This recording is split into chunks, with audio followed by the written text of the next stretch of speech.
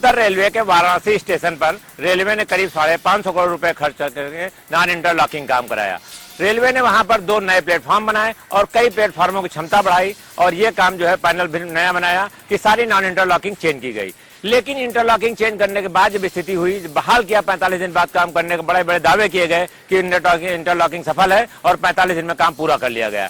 अब हालत जब ट्रेनें चालू करने का है तो 2 दिन से ट्रेनें 8-8, 10-10 घंटे लेट हो रही हैं और पैनल फेल हो गया। पैनल फेल होने से रेल अधिकारियों की हालत खराब हो गई और पीसीसीओम दिल्ली से आकर के वहां जाकर के बनारस में डेरा जमा गए। खुद एक जो है पुराने सीनियर डीओम थे, उनको भी केबिन पर बैठना पड़ रहा है और किसी तरह ट्रेनों का संचालन करना पड़ रहा है। अब अधिकारी देख रहे हैं कि कमी कहां हुई है, उसे कैसे दूर किया जाए और लाखों रेलवे यात्रियों को कैसे राहत दी जाए। कैमरामैन रियाज के साथ पीएन मिश्रा, जनता टीवी, लखनऊ। समाजवादी पार्टी के राष्ट्रीय अध्यक्ष अखिलेश यादव ने मध्य प्रदेश के लिए 31 प्रत्याशियों की लिस्ट जारी की है। इन प्रत्याशियों की लिस्ट आने के बाद अब सवाल खड़ा हो गया है कि समाजवादी पार्टी और कांग्रेस पार्टी आखिर गठबंधन में कितने दिन तक साथ रह पाएंगे, क्योंकि कहा यह भी जा रहा था कि इसका असर 5 राज्यों में होने वाले चुनाव पर भी नजर आएगा। लेकिन अब यहां पर राहें जुदा हो चुकी हैं। अब कांग्रेस और समाजवादी पार्टी दोनों ही चुनावी मैदान में हैं। ऐसे में ये दूरी को लेकर जो सवाल उठा रहे थे भाजपा के नेता, वो लगातार कह रहे थे कि ये गठबंधन बहुत दिन तक ठहरेगा नहीं। ऐसे में क्या लोकसभा 2024 के चुनाव में ये गठबंधन एक बार फिर गठित होगा और कांग्रेस और समाजवादी पार्टी क्या एक साथ वापस आएंगे, ये सवाल जरूर बना हुआ है। लेकिन इन 5 राज्यों के चुनाव ने राहें अलग कर दी हैं। कैमरा पर्सन रियाज के साथ तौकीर के दुबई, जनता टीवी, लखनऊ। अब पीजीआई में अंगदान करने पर खर्चे होंगे सारे माफ। जी हाँ, पीजीआई प्रशासन द्वारा कैडबरी अंगों के दान करने को बढ़ावा देने के लिए ये प्रशासन ने जल्द ही इस कदम को उठाया, जिसमें ऐसे मरीज जिनका ब्रेन डेड हो चुका है उनके द्वारा उनका गुर्दा, लीवर या हार्ट दान करने पर उनके द्वारा या उनके ऊपर जितना भी खर्च आ रहा है पीजीआई प्रशासन द्वारा पूरा खर्च वापस किया जाएगा।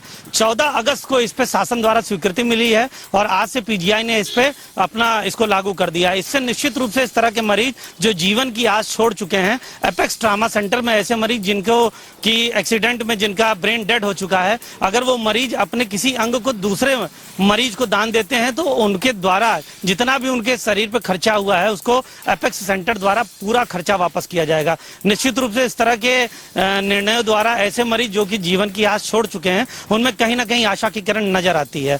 कैमरा पर्सन रियाज के साथ सत्यव्रत शुक्ल, जनता टीवी, लखनऊ। अरंडा ब्लॉक के श्रीगंज ग्राम सभा में मनरेगा की जांच करने पहुंची लोकपाल गीता देवी ने अभिलेखों के आधार पर विकास कार्यों की जांच की। ग्रामीणों के शिकायत के आधार पर यह जांच की गई है।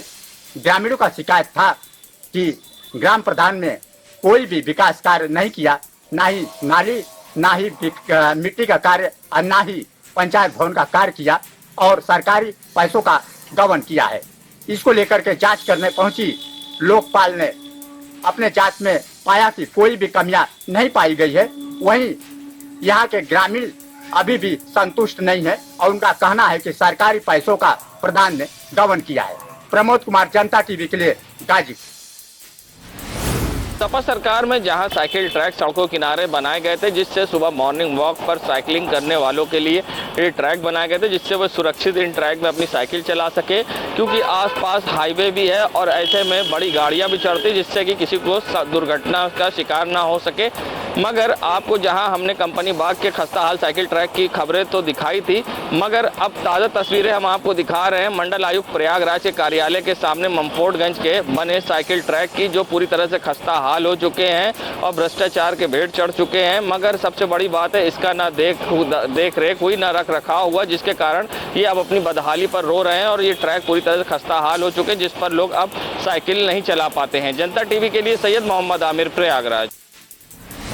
नवरात्र का पावन त्योहार शुरू हो गया है। अब हर जगह पर दुर्गा पूजा और रामलीला मंचन का कार्यक्रम होता है, लेकिन इस बार स्थितियां थोड़ी सी खराब देखने को मिल रही है, क्योंकि राम भक्तों के ऊपर कहीं न कहीं पाबंदी भी लगाई गई है। शहर कोतवाल द्वारा 3 दर्जन से अधिक लोगों को उपद्रवी बताते हुए श्री मजिस्ट्रेट को एक लिस्ट दे दी गई है और श्री मजिस्ट्रेट ने उनको 1 लाख मुगलचे पे पाबंद कर दिया है। जैसे ही ये आदेश बाहर आया, पूरे रायबरेली शहर में एक हंगामा समझ गया, एक हलचल समझ गई और देखते ही देखते जितने क्षेत्रवासी थे और हिंदू संगठन जिलाधिकारी कार्यालय पहुंच गए और लगातार उनसे न्याय की मांग करने लगे। फिलहाल मालूम ये पड़ रहा है कि मुगलचे की जो रकम है वो शून्य मानी जा रही है। अब देखना ये होगा कि जिस तरह से राम भक्त लगातार पूजा अर्चना करते हैं, ऐसे में उन्हें किस तरह की असुविधा होती है या नहीं। रायबरेली से जनता टीवी के लिए आफ्ताब खान की रिपोर्ट।